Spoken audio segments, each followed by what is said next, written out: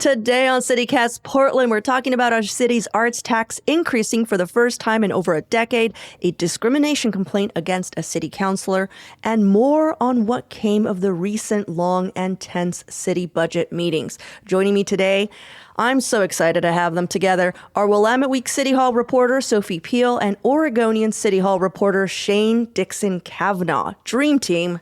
Thanks for being here, you guys. Good morning. It is here we go. An absolute delight to be joining the two of you this morning. Thank you, Shane.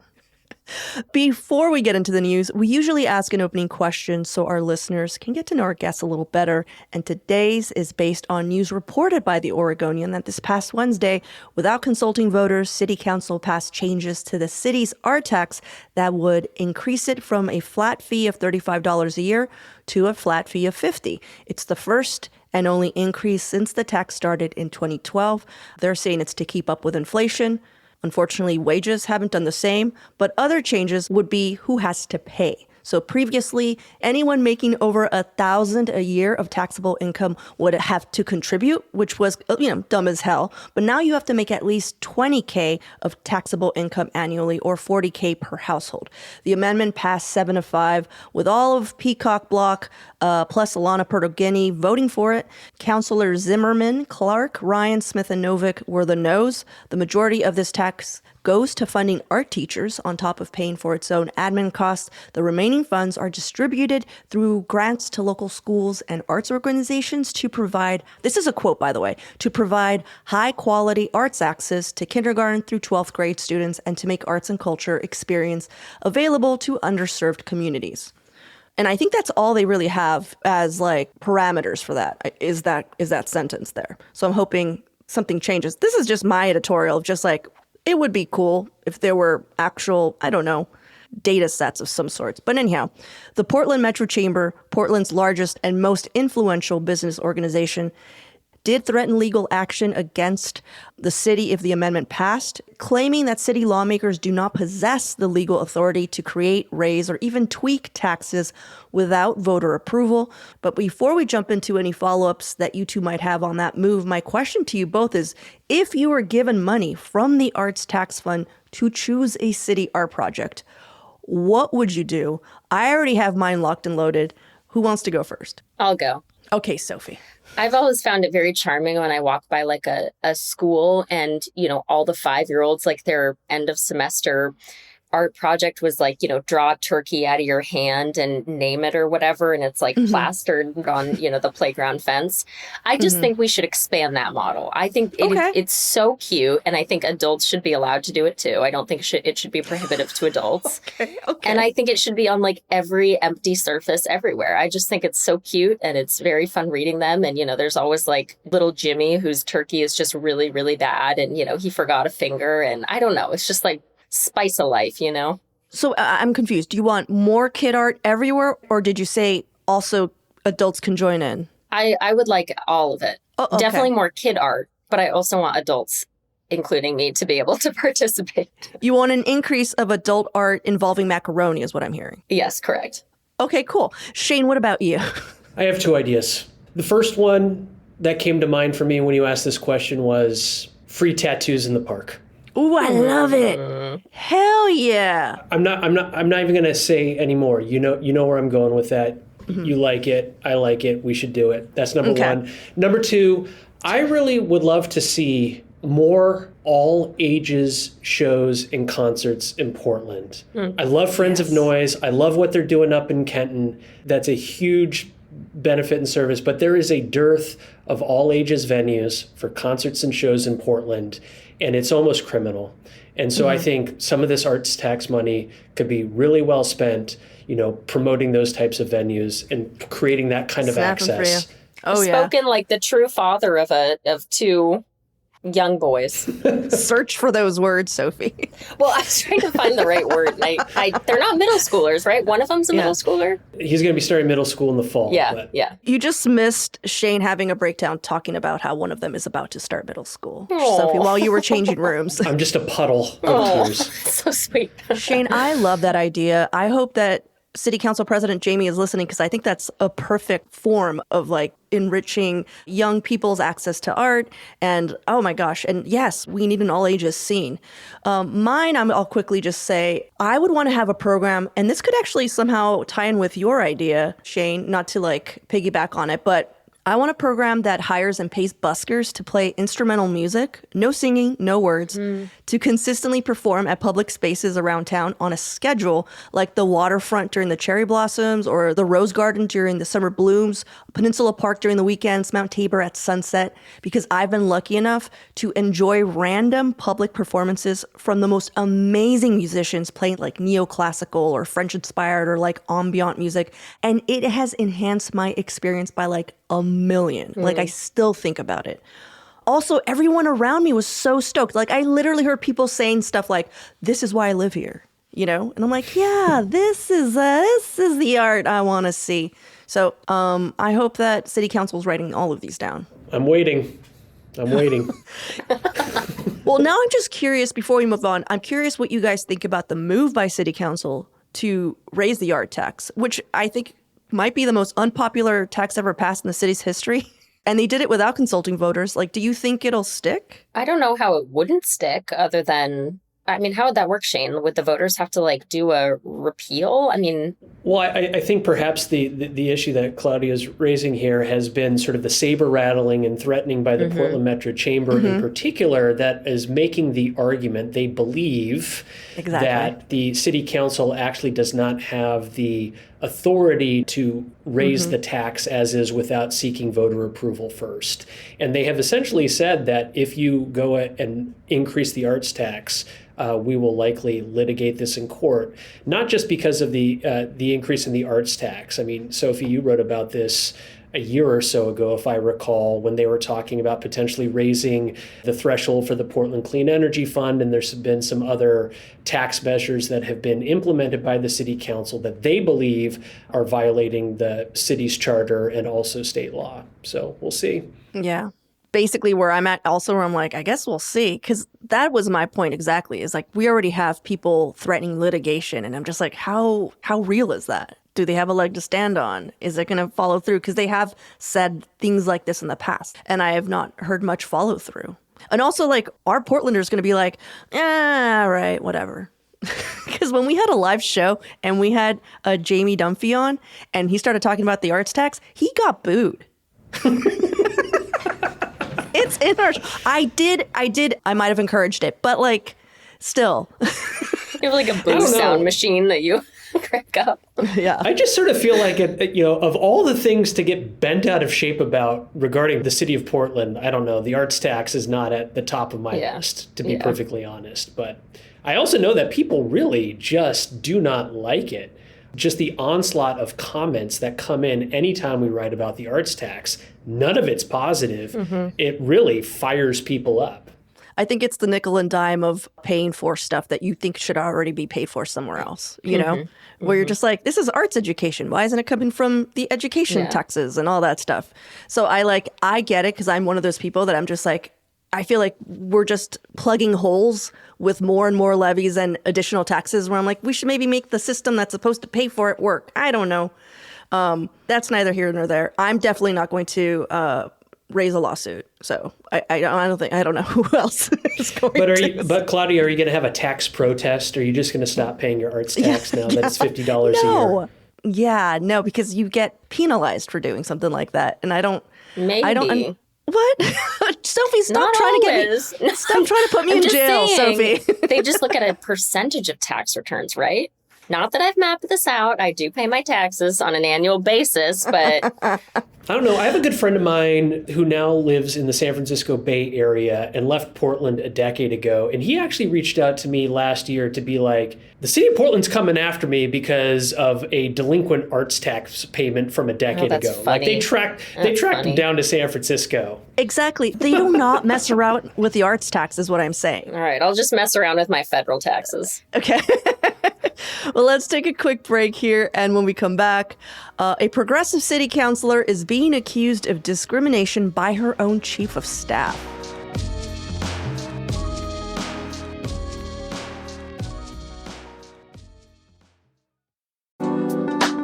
Got leftover paint, stain, or varnish taking up space in your basement or garage? You're not alone. Many of us finish a project and end up with half-used cans we're just not sure what to do with. Don't let them sit there collecting dust, taking up space. Recycle them with Paint Care. Whether it's cans from a recent renovation or years of storage, Paint Care helps ensure your paint is managed responsibly and kept out of landfills. Drop off your cans for free at one of more than 175 conveniently located drop-off sites across Oregon. To find a drop-off site near you, visit paintcare.org. That's paintcare.org.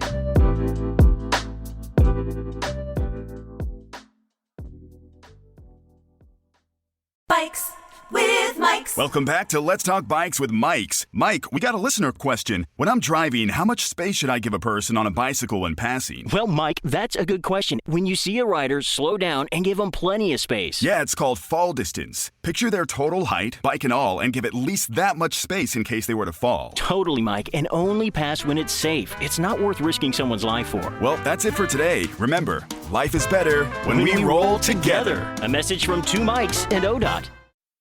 Sophie, you reported on this news on Wednesday. What is going on with City Councilor Angelito Murillo's staff? Yeah, so her chief of staff, and I think he's still technically her chief of staff, even though he's taken personal leave, is a guy named Andre Miller. He's worked at the city of Portland for the past 5 or so years. He previously worked for Commissioner Joanne Hardesty. Actually, he had some overlap with Councilor Murillo when she was in Hardesty's office. So technically they were co-workers at one point. But Andre Miller has served as Councilor Murillo's chief of staff since she took office in January 2025. And just last week, he filed a discrimination complaint against her. And it's a little unclear exactly, sort of the extent of the complaint and everything that's included in it. But my understanding from a few people that are familiar with the situation is that it has to do with, and we can get into this a little bit more if it's interesting, but it has to do with kind of a recent city council debate around whether or not to fund Williams and Russell CDC, which is a Black-led nonprofit. They have a housing project that is in need of gap funding, and the council for weeks now on end has been sort of having a contentious discussion about whether or not, and also how to fund $1 million for that project. And my understanding is that Councilor Murillo, she at least initially did not want to fund that project using the $60 million in unspent housing funds that the council did end up allocating, just not to that project. And my understanding is that Andre Miller, her chief of staff, who filed this complaint, was, a proponent of funding that in whatever way the city council could fund it. So yeah, it's, this is all very fresh. The city, of course, is very sparse on details when it comes to these kinds of matters, especially like discrimination complaints. So you really can't get any information from them about what it is. I mean, they wouldn't even confirm that it existed. So it's really interesting. Andre Miller's Black. Councilor Murillo is Latina.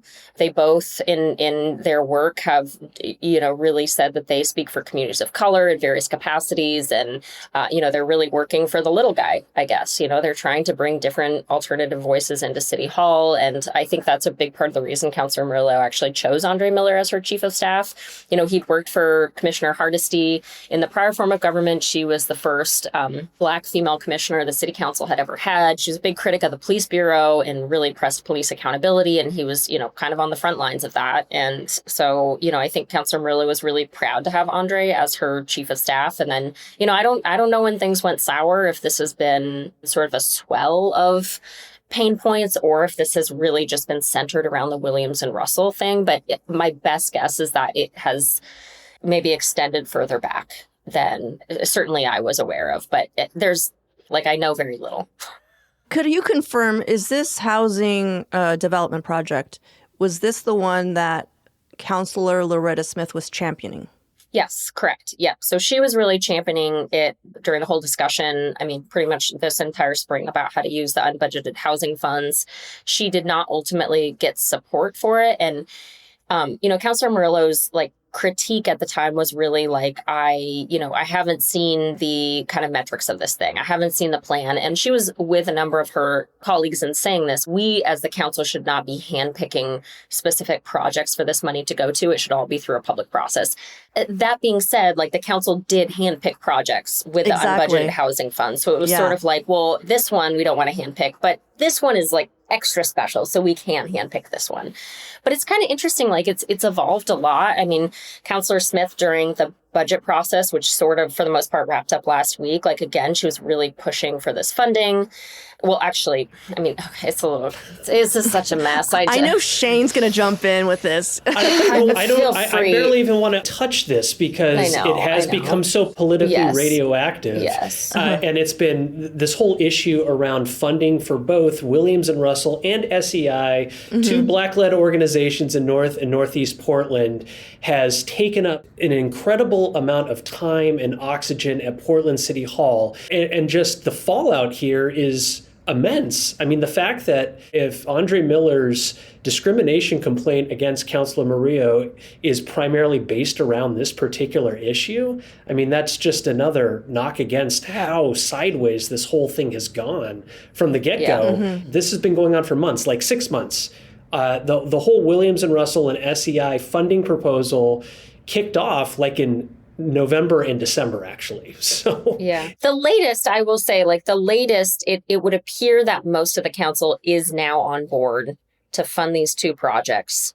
Total of $2.5 million, which again, not a whole lot of money in the grand scheme of things. Not at all. It finally seems like most councilors are supportive of funding this using, I won't get into that, but using like future monies basically from the Housing Bureau. So maybe it's resolved. Are you talking about contingency funds? Yeah, construction, excise, tax, something like that. What Steve Novick called magic money. The pony thing.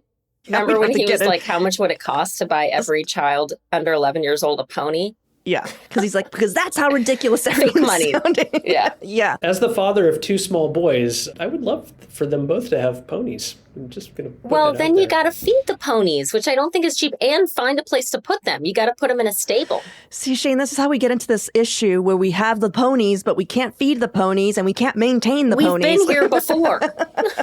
You know how this ends. Okay, but back to Sophie's story. As a person who's not a City Hall reporter, who did watch all of the amendments, the city budget amendments, I did see a lot of, I'm not going to vote for this if you bring it up, but I will vote for this if you bring it up. And to me, that did feel a little discriminatory. And so I'm not saying this has anything to do with what's going on right now. I'm just talking about those interactions in general. They felt petty. They felt partisan-y in like a city council that's supposed to be working for us together. And it really did feel like Peacock would not vote for anything that came out of like a non-Peacock mind. And that in itself felt really weird. Even if like I'm like for all of these projects, it just felt a little, I don't know what the word would be aside from discriminatory. I don't know what else it would be, but it didn't feel fair. And so I could see why, especially when the people who are suffering are communities of color, these organizations that are always trying to fight for money. And if it's like they're in the middle of this push and pull of city council's own personal politics, it does feel like someone needs to hit that, like the little, like, stop the train, like what's going on, you know? That's what I saw anyhow. But again, I know you guys can't really comment on that on a personal level, but I'm just saying that's what I saw. Noted. Heard that. Yep. I feel like this is actually a perfect point to break because we're trying to jump into what Shane's going to be breaking down. So let's take a quick break here. And when we come back, Shane is going to give us an overview of how the city budget ended up shaping out after last week's series of amendments.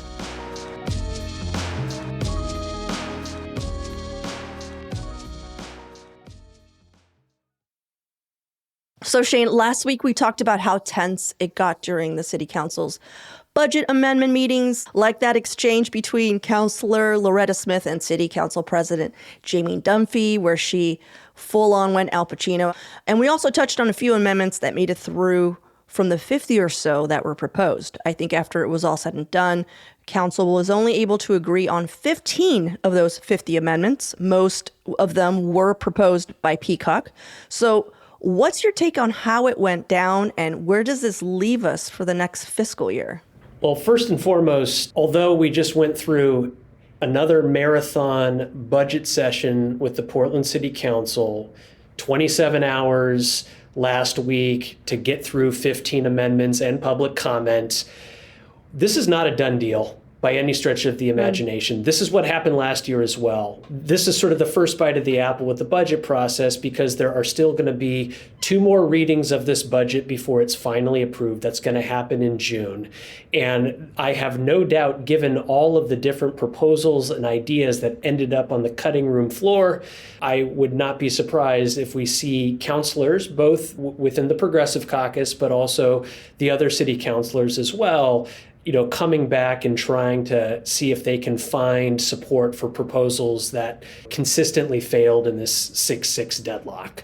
So you're saying that it's not done. So even though we have a shakeout of like, okay, this is the city budget, it's going to the lawyers, it's whatever, some of those fights are not resolved. Yeah, and we saw the same thing happen last year as well. We had sort of that whole marathon session that culminated with this fight over $2 million, whether it should go to police or go to parks. There was a lot of fireworks there. But then we had another series of marathon sessions weeks later where ideas were once again sort of debated, a lot of deal making and haggling and trying to get through some last minute ideas.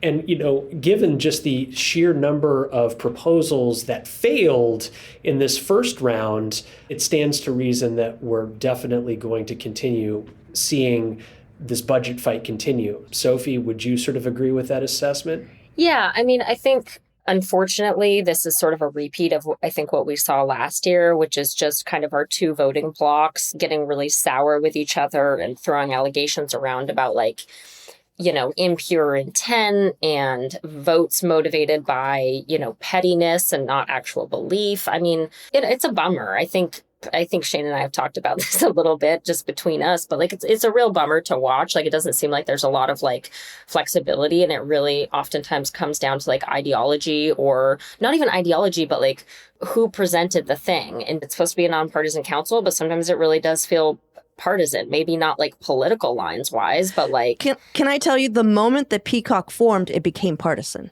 The moment that Peacock said we are a block, it became partisan. And to me, that was the bummer, because I like all the progressive policies. I like their ideas. But I also feel like the council should be together, because I see how Peacock works together, and I see how the other side tries to work with them. And they continually just get shut down over and over again. You can't sit with us. That's what it feels like. And who ends up getting screwed is us, Portland, and they get to look really progressive and cool in their social media, but ultimately they're not working well with others aside from themselves.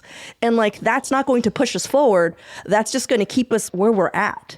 And it's going to push their careers forward, but ultimately it's not going to push us as a city forward. And that's what bums me out as a constituent. I know you guys can't really talk the way I'm talking, but that's what bums me out. And this is as a person of color talking, guys, because I know a lot of white people are I don't want to say anything. I'm a woman of color. It's not cool. All right, go on. Shane is oh, damn. No, I'm not uncomfortable at all. I lean into this stuff. I'm definitely here for it. Just speak your truth, Claudia. We're here to support you in any way that we can.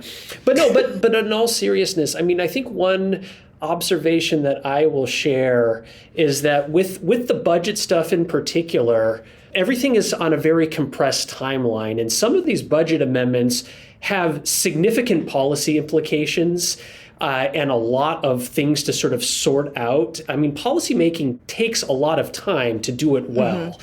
And trying to come up with a budget idea with significant implications in an hour and a half, it's just not going to go well. And often the council is unable to get to a yes or find that majority support on an issue. But if they have a little bit more time, they can usually get to some sort of compromise or idea. But the budget process itself is not set up for doing that in the time that they have. I mean, I'm just looking at the fact that, the council yesterday passed Councilor Canal's mask ban ordinance, and they got to a majority support. If Shane sounds a little different, it's because midway his rant, he got cut off. So he had to come back on via his phone. So just a heads up in case you're just like, why does Shane sound different? It was basically the equivalent of like when, somebody's performing poorly on stage and the little cane comes out from behind the curtain and pulls the person off. Yeah, that's just what happened to me, right? So I apologize to all of your listeners. I'm sorry. All my fault. What you were talking about was like Kavanaugh just passed his masking ban. I think one of the points that I wanted to make is, so often we see this sort of what appears to be an entrenched inflexibility between these two factions of city council that I do tend to believe that they can get to a majority yes on some of these issues if they have enough time. The problem is often the amount of time that it takes seems extraordinary. Like, just to circle back to this issue with Williams and Russell and SEI and these affordable housing projects in North and Northeast Portland. I mean, this took 6 months to basically get to a deal. And with Kanaw's mask ban, he started working on that in September, and that just got passed, this week. So what I'm saying is when it comes to the budget stuff, there's a time compression element. Some of these proposals are really significant policy changes, and I just cannot see, in all likelihood, something happening quickly on some of these issues. I mean, for instance, two of the big ones that failed in sort of a 6-6 stalemate, you had one of the proposals from Councilor Mitch Green that wanted to basically take $27 million in homeless services funding and put it into a contingency account that council would control. And they were voting on that within an hour of talking about this very significant proposal.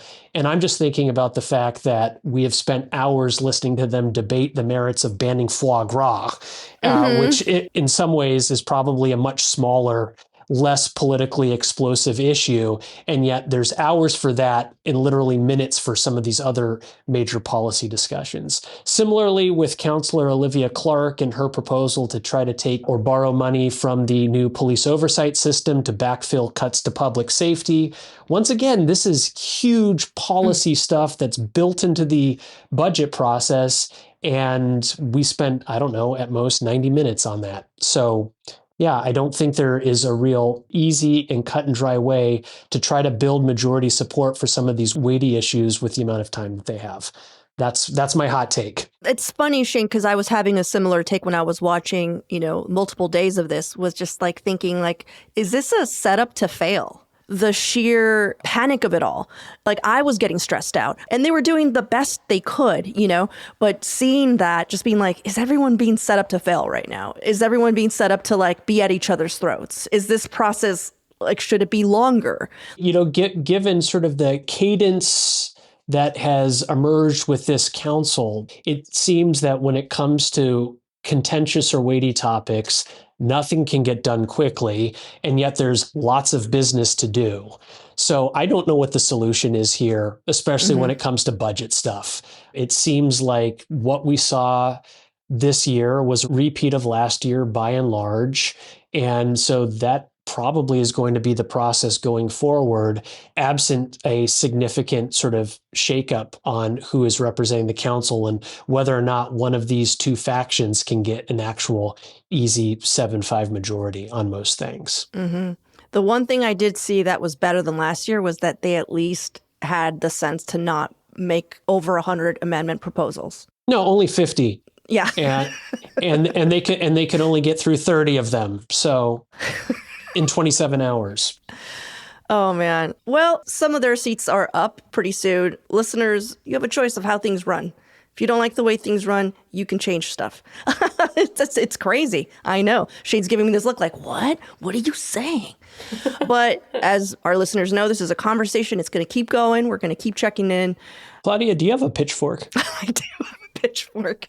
Oh, hold on. We have shout outs from members of our Portland Neighbors program. One of the perks of being a paying member of CityCast Portland is the opportunity to shout out a local business or organization that you love. I know this is Shane's favorite part, and this is like usually what gets us out of this get my pitchfork funk that I get into sometimes when I talk to the City Hall reporters. But Sophie, you want to kick us off? Sure. I have one here from listener Cormac B that says, shout out to Rough Cuts on Northwest 21st Avenue, coming up on their 100th birthday in Northwest PDX. Veronica, the owner, is the best and nicest barber in town. Here's another one from Kelsey B that says, Alberta veterinary care is helpful, patient, and thorough in taking care of our sweet, furry community. I don't think that's what she meant. But our senior French bulldog has thrived under their care and will be patients for life. 12 out of 10, highly recommended. Sorry, when I think of furry community, I just think of adults wearing. Not that. Yeah, I think of something else too. I think of something else. Fuzzy would have been a more apt word. Fuzzy. Yeah.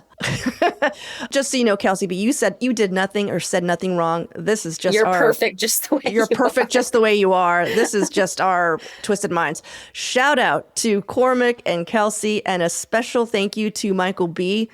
God damn it, I always think it's Michael B. Anthony.